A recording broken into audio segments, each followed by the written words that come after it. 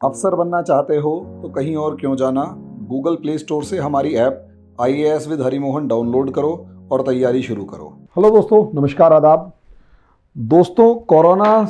ने तो दुनिया को बदला ही है, लेकिन कोरोना से पहले अगर आप देखेंगे तो बहुत सारे चेंजेस ऐसे आए जो लगभग 2000 के बाद या 2008 के बाद क्लियर तरीके से दिखाई देने लगे। उसमें बहुत से देशों की विदेश नीति के अंदर जो बदलाव आए वो आज के दिन दुनिया को या तो नया रास्ता दिखा रहे हैं या यूं कह रहे हैं कि एक नया ब्लॉक बन रहा है और दुनिया एक नए रास्ते की तरफ निकल रही है। दोस्तों, मैं आज के दिन या इस वीडियो के अंदर जिसकी डिस्कशन करने जा रहा हूं वो है टर्की। टर्की एक ऐसा देश जो किसी टाइम पर ऑटोमन एम्पायर का एक वंशज बन के उभरा। उसके बाद ऑटोमन एम्पायर जब डिजनरेट हुआ तो उसके बाद जो अतातुर्क थे, मुस्तफ़ा कमाल पाशा अतातुर्क, उन्होंने एक मॉडर्न टर्की की नींव रखी और वो मॉडर्न टर्की सेक्युलर था। और सबसे बड़ी बात ये कि वो अमेरिका और यूरोपियन कंट्रीज़ के जैसे बनना चाहता था, उनके जैसे दिखाई देना चाहता था। लेकिन एकाएक ऐसा क्या हुआ, एकदम से ऐसा क्या हुआ कि पूरे के पूरे टर्की की जो सिचुएशंस थी वो इस तरीके से पलटी कि 2015 के बाद, 2015 के बाद सिचुएशंस जो हैं वो टोटली ऐसी होती चली जा रही हैं जैसे जो टर्की यूरोपियन कंट्रीज़ का बहुत अच्छा अपने आप को दोस्त प्रोजेक्ट करता था, आज के दिन वही टर्की अमेरिका और यूरोपियन कंट्रीज़ को आंखें दिखाकर, जो टर्की रशिया को अपना दुश्मन हमेशा से समझता आया था ऑटोमन एम्पायर के टाइम पीरियड से, आज के दिन उसी रशिया के साथ डील करने के चलते अमेरिका से रिश्ते तक तोड़ने पर तुला हुआ है। तो आज हम उस चीज़ के ऊपर ही डिस्कशन करेंगे कि असलियत में ये जो टर्की की फॉरेन पॉलिसी में इतना एकदम से चेंज आया है और उसमें जो रिसेप तैयब अर्दोगान है, इन्होंने एकदम से सिचुएशन को जिस तरीके से पलट के रख दिया है और पूरी दुनिया के अंदर जितने यहाँ पर आपको फोटोग्राफ्स वगैरह नज़र आ रही हैं, ये सारी की सारी फोटोग्राफ्स में आपको जितने भी लीडर्स नज़र आ रहे हैं उनमें से एक या दो को छोड़ दिया जाए तो हर कोई इनका दुश्मन होता हुआ नज़र आ रहा है। और क्या कारण है कि टर्की अपने आप को जो एक सॉफ्ट स्टेट प्रोजेक्ट करता था, वो आज के दिन ऑटोमन एम्पायर ने जितना सेना के ऊपर खर्च किया है, जितनी बड़ी सेना रखी और इतना एक्सपेंशन रखा, उतना ही आज के दिन ये टर्की रख रहा है और एक तरीके से पूरे के पूरे ऑटोमन एम्पायर को री-एस्टेब्लिश करने की पूरी कोशिश कर रहा है। और वो जो ऑटोमन ड्रीम है वो आज के दिन बहुत ज़्यादा एग्रेसिव तौर पर आगे बढ़ता हुआ नज़र आ रहा है। तो समझिए असलियत में मामला क्या है। अगर मामले को समझना है तो ऑब्वियस सी बात है, जैसे कि हमारा एक बिहेवियर है या हमारी एक आदत है कि हम एक मैप को समझने की पूरी कोशिश करते हैं। तो यहाँ अगर आप इस मैप को देखते हैं तो आपको खुले तौर पर एक चीज़ साफ नज़र आ जाएगी कि टर्की की जो लोकेशन है वो आज से नहीं, दुनिया जब से पावर स्ट्रगल शुरू हुआ है और लोगों को ये एशिया माइनर, ये पूरा इलाका एशिया माइनर कहलाता है, एशिया माइनर की इम्पोर्टेंस पता लगी है, तब से ये टर्की के ऊपर जिसने कंट्रोल करने की कोशिश करी, तब से पूरे ट्रेड रूट के ऊपर इनका कब्जा रहा। वो कैसे? अगर आप ओल्ड ट्रेड रूट्स को भी देखते हैं तो ये एक ओल्ड ट्रेड रूट का नक्शा आपके सामने है, जिसके अंदर यहां अगर आप देखते हैं तो ये वाला हिस्सा सी रूट का है और ये सोमालिया, और ये सी रूट का ये हिस्सा इस तरीके से और ये पूरा। लेकिन यहां से जैसे ही ये सी रूट्स इस तरीके से जाते हैं तो ये वाला जो प्लेस है, ये आज के दिन जो टर्की है वो यहीं पर है और ये जो प्लेस है ये बहुत ज़्यादा इंपॉर्टेंट है, ये रहा टर्की। तो ये जो रीजन है ये बहुत ज़्यादा इंपॉर्टेंट हो जाता है क्योंकि यूरोप से आने वाले जितना भी ट्रेड रूट है सारा यहीं से निकलता है और एशिया से जाने वाला जो भी ट्रेड है वो सारा भी एंशिएंट पीरियड से यहीं से निकलता है। और यही एक कारण है कि ये जो पूरा रीजन है शुरू से स्ट्रेटेजिकली बहुत ज़्यादा इंपॉर्टेंट रहा है। ऐसे में कोई एक समय था जब टर्की के अंदर ऑटोमन एम्पायर था और उसने लगभग पूरे के पूरे ये बाल्कन स्टेट्स से लेकर इन सारे इलाकों के ऊपर और यहाँ तक कि इस पूरे रीजन के ऊपर ऑटोमन एम्पायर का कब्जा था और एक दुनिया का सबसे बड़ा एम्पायर ऑटोनमन एम्पायर यहाँ पर खड़ा हुआ नजर आता था। अब जब खड़ा हुआ नजर आता था तो ऑब्वियस सी बात है 2001 के मतलब फर्स्ट वर्ल्ड वॉर के बाद 1921 में जब टर्की का डिसइंटीग्रेशन हुआ या ऑटोमन एम्पायर का डिसइंटीग्रेशन हुआ, तो उसके बाद टर्की के रूप में मॉडर्न टर्की निकला। और ये जो मॉडर्न टर्की था, ये अमेरिका और यूरोपियन कंट्रीज का पिछलग्गू बनकर पिछले लगभग 70 साल या 100 साल इसने निकाल दिए। लेकिन धीरे धीरे वहां पर राइट विंग एलिमेंट्स या फिर यूं कहें एक्सट्रीमिस्ट एलिमेंट्स खुलकर सामने आने लगे। और जब ये extremist elements, right wing elements खुलकर सामने आने लगे, तो उसकी वजह से एक नई पार्टी का उदय होता है। और उस नई पार्टी के सरताज के रूप में रेचेप तैयब अर्दोगान आगे बढ़ते हैं।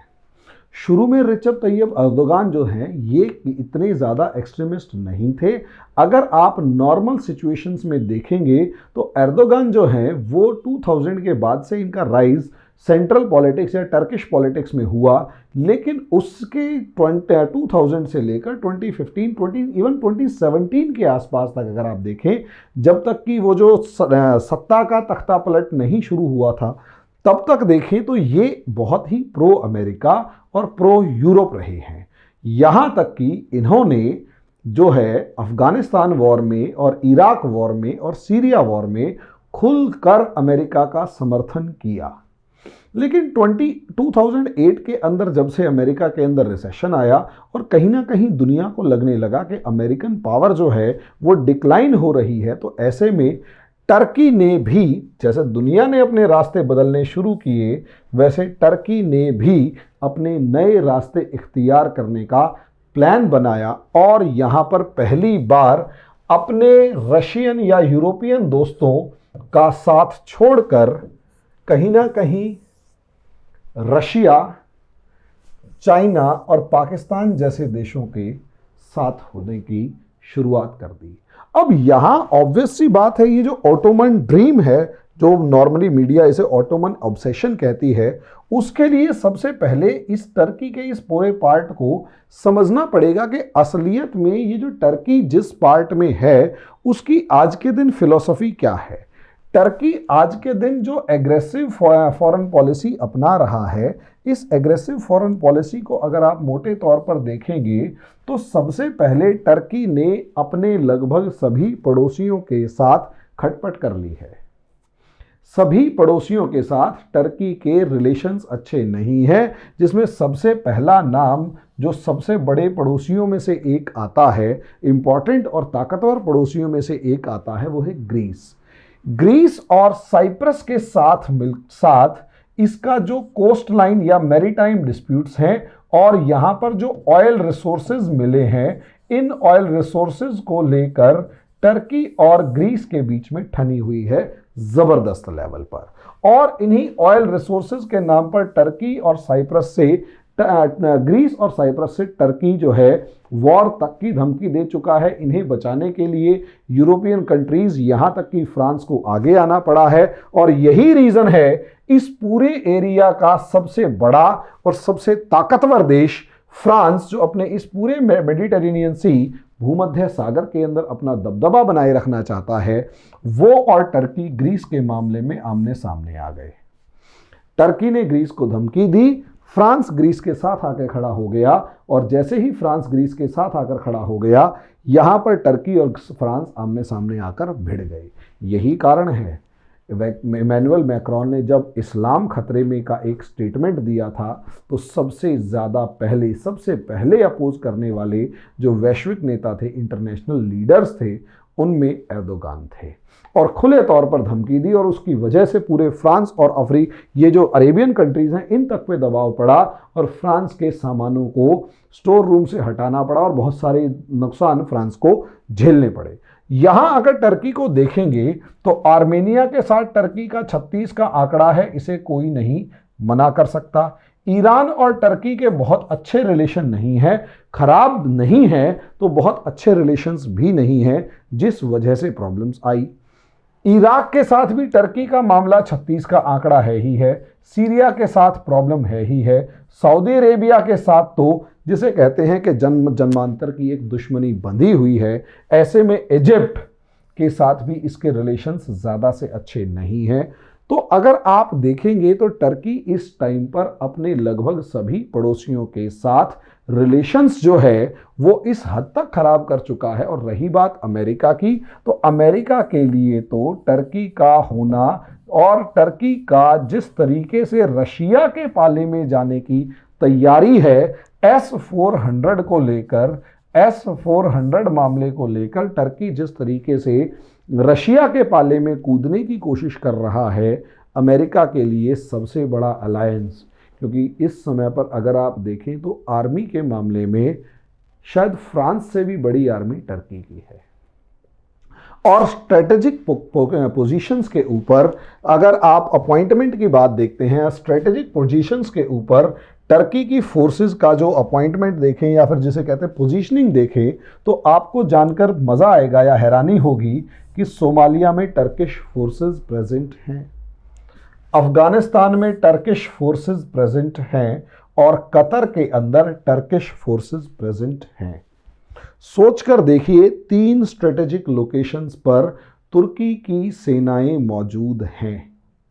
इसका मतलब ये कि अगर आप में से कोई भी टर्की को कमज़ोर सोच रहा है तो वो गलत सोच रहा है। और जिस तरीके से आर्मेनिया और अज़रबैजान के मामले में इस इलाके में जो लड़ाई हुई, यहाँ पर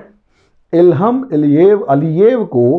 पूरी दुनिया या आर्मेनिया और अज़रबैजान को पूरी दुनिया ये कहती हुई घूम रही थी, मतलब पूरी दुनिया दबाव डाल रही थी कि आप लड़ाई मत करो।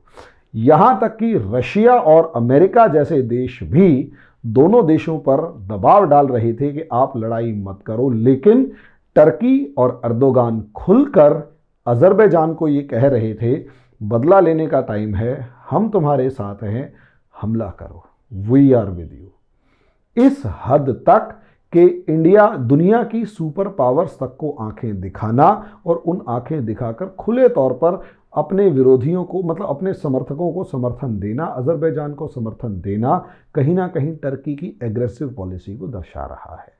अगर इसी एग्रेसिव पॉलिसी को आप यहां पर देखें तो टर्की इस तरीके की कारस्तानियां जिसके अंदर फ्रांस और टर्की आमने सामने हैं, लीबिया के अंदर खुले तौर पर दिखा चुका है,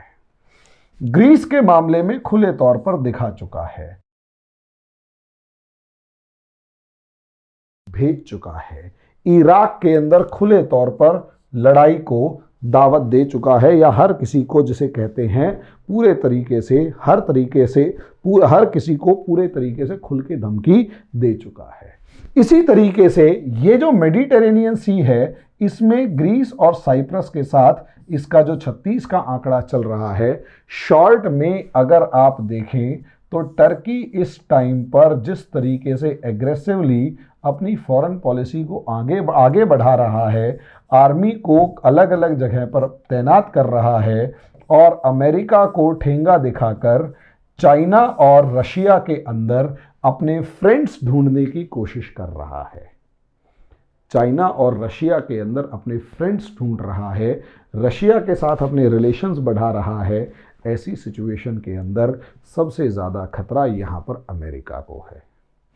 अमेरिका को सबसे ज़्यादा खतरा इस वजह से है क्योंकि अमेरिका का जो नाटो है, जिसके दम पे अमेरिका ने पूरी दुनिया के ऊपर अपना एक दबदबा बनाया,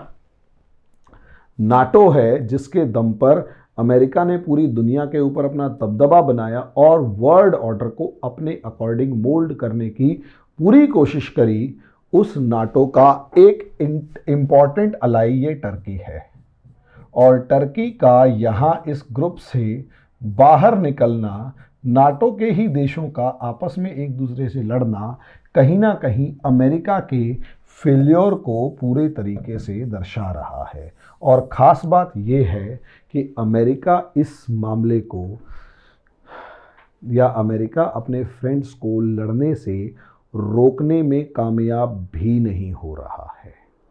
अमेरिका अपने फ्रेंड्स को यानी नाटो नेशंस को लड़ने से रोकने में भी कामयाब नहीं हो पा रहा है और यही एक प्रॉब्लम अमेरिका को लगातार सताए जा रही है और खुले तौर पर पूरी दुनिया के अंदर ये सोचा जा रहा है या इस तरीके से देखा जा रहा है कि ये और कुछ नहीं, ये असलियत में symbol of declining power of America है। यानी अमेरिका की ख़त्म होती या कमज़ोर पड़ती शक्ति का ही एक स्वरूप है कि टर्की जैसे देश उसका साथ छोड़कर एक नए अलायंस में शामिल होने की कोशिश कर रहे हैं। तो ये टर्की का जो पूरा है, और इसमें सबसे ज़्यादा इम्पॉर्टेंट अमेरिका के साथ जिस तरीके से है रिलेशंस खराब हो रहे हैं, उसका एक सबसे बड़ा रीज़न अगर आप यहाँ पर देखेंगे तो असलियत में ये पूरी दुनिया के लोगों का, या पूरी दुनिया जो वर्ल्ड ऑर्डर है, खासकर अमेरिका और फ्रांस और ब्रिटेन ने बनाया, उन्होंने जानबूझकर इस तरीके से बनाया कि एक यहाँ पर सबसे ज़्यादा इम्पॉर्टेंट लोग, सबसे ज़्यादा जिसे कहते हैं एग्रेसिव कहो या कुछ भी कहो, एक कम्युनिटी रहती है जिसे 3 देशों के बॉर्डर के बीच में बांट दिया गया और उनको कहा गया कुर्द। और इनकी जो फोर्सेस हैं वो हैं कुर्दिश फोर्सेस।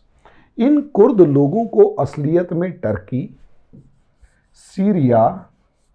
और इराक के बीच में बांट दिया। कुछ हिस्सा, बहुत छोटा सा हिस्सा ईरान में भी है, लेकिन वो इतना बड़ा नहीं है कि उसे बहुत ज़्यादा कंसिडर किया जा सके। लेकिन सबसे बड़ी खास बात यह है कि इराक में सद्दाम हुसैन ने भी कुर्दों को मारा, सीरिया के बशर अल असद ने भी कुर्दों को मारा, और तुर्की के एर्दोगान हैं, टर्की ने भी अपने जो ड्रोन्स हैं वो इस हद तक डेवलप कर लिए हैं कि वो भी कुर्दों के हंटिंग में बहुत ज़्यादा काम आते हैं। शॉर्ट में टर्की और सीरिया और इराक तीनों के तीनों मिलकर इन कुर्दों को मार रहे हैं, और ये कुर्दिश फोर्सेस को अमेरिका सपोर्ट करता है। और ये जो कुर्द हैं ये सबसे ज़्यादा अमेरिका के ऊपर डिपेंडेंट हैं, और यही एक रीज़न है जब सीरिया से और इराक से अमेरिका ने निकलने को डिसाइड किया तो सबसे ज़्यादा प्रॉब्लम इन कुर्दिश फोर्सेस को आई, कुर्दिश लोगों को आई, और टर्की इन कुर्दिश लोगों को ख़त्म करने पर तुला हुआ है। और यकीन मानिए ये एक सबसे बड़ा रीज़न रहा कि टर्की के अंदर एर्दोगान की जो पोजीशन है वो लगातार मजबूत होती चली गई टर्किश के नाम पर। और इसमें एक important part Kurdistan workers party के अब्दुल्ला ओकलान भी हैं, जिन्होंने कहीं ना कहीं 2013 के अंदर ये जो पार्टी बनी, संघर्ष विराम की घोषणा की थी, उसके बाद इन्होंने सैन्य तख्ता पलट में जो एर्दोगान का सैन्य तख्ता पलट होना था उसमें सेना की मदद करी थी। और यही कारण है उस तख्ता पलट को रोकने के बाद, या उसको विफल करने के बाद, उसको फेल करने के बाद, डिफ्यूज़ करने के बाद पूरी ताकत इन कुर्दिश फोर्सेस को निपटने में लगा दी। यही एक रीज़न है कि असलियत में जो ये पूरी सिचुएशंस क्रिएट हुई उसने टर्की के ऊपर एक प्रेशर क्रिएट कर दिया कि अभी तक आप जिस सॉफ्ट पावर की तरफ आगे बढ़ रहे थे, सॉफ्ट पावर की तरह आगे बढ़ रहे थे, उससे दुनिया में आपको रिकॉग्निशन नहीं मिल रही, और इसीलिए अब आपको हार्ड पावर बनकर उभरना पड़ेगा। और इसी हार्ड पावर का नतीजा था कि अब धीरे धीरे टर्की अपना इन्फ्लुएंस पूरे एरिया के अंदर बढ़ा रहा है, और लगभग अपने चारों तरफ बसे हुए जितने देश हैं उन सबको अपना दुश्मन समझ रहा है। ऑयल टैंकर से लेकर हर जगह पर अपना इस्टेब्लिशमेंट, अपना दावा मजबूत कर रहा है। जहाँ जहाँ ऑयल, जहाँ जहाँ गैस मिल रही है वहाँ अपना दावा मजबूत कर रहा है। और ख़ास बात ये, अमेरिका जैसे देश को भी धमकी देने से गुरेज नहीं कर रहा। अमेरिका जैसे देश को भी धमकी देने से गुरेज नहीं कर रहा, रुक नहीं रहा। और यही इसकी सबसे बड़े चैलेंजेस हैं जो अमेरिका को भले ही दे रहा है, लेकिन कहीं ना कहीं चाहे इसके F-16 विमान हुए, चाहे डिफेंस सिस्टम हुआ, चाहे मिलिट्री इक्विपमेंट्स हुए, चाहे कुछ भी, वो सारे के सारे अमेरिका के ऊपर डिपेंडेंट है। और इसका सोचकर देखिए, अमेरिका ने इनके F-16 फाइटर जेट्स को अपग्रेड करने से मना कर दिया। तो शॉर्ट में ये है कि भले ही एग्रेसिव पॉलिसी है लेकिन उसे भुगतना भी पड़ेगा, और टर्की को इसको भुगतने के लिए शायद तैयार ही लग रहा है। तो आगे आने वाले टाइम में इनके साथ क्या क्या चैलेंजेस आते हैं, क्या क्या चेंजेस आते हैं, वो तो डिस्कशन करते रहेंगे। लेकिन आपसे एक सवाल मेरा ये है कि दोस्तों आपको क्या लगता है कि ये जो टर्की जिस तरीके की एग्रेसिव पॉलिसीज़ को अपना रहा है, मैं तो इसका जवाब देना ही चाहता हूँ, लेकिन आप थोड़ा कमेंट बॉक्स में लिख कर बताइए कि क्या ये पूरी दुनिया को धीरे धीरे वर्ल्ड वॉर की तरफ खिसका रहा है। क्योंकि हिस्ट्री का टीचर भी होने के नाते, हिस्ट्री का स्टूडेंट होने के नाते मैंने तो इस चीज़ को नोटिस किया है कि फर्स्ट वर्ल्ड वॉर और सेकंड वर्ल्ड वॉर की सिचुएशंस कुछ इसी तरीके से बन रही थी, जब कुछ सॉफ्ट पावर्स ने अपने आप को हार्ड पावर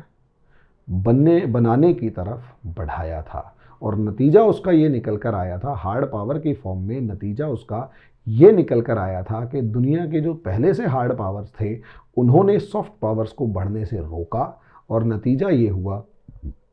कि वर्ल्ड वॉर फर्स्ट और फिर वर्ल्ड वॉर सेकंड शुरू हुआ।